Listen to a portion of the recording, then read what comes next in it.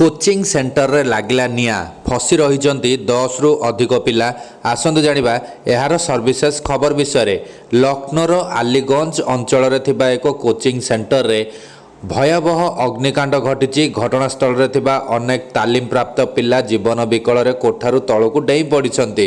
अग्निकांड घटना संपर्क में सूचना पाइबा मात्रे अग्निशम बाहिनी दल तुरंत घटनास्थल में पहुंची निआ को नियंत्रण करने को प्रयास जारी रखिंट।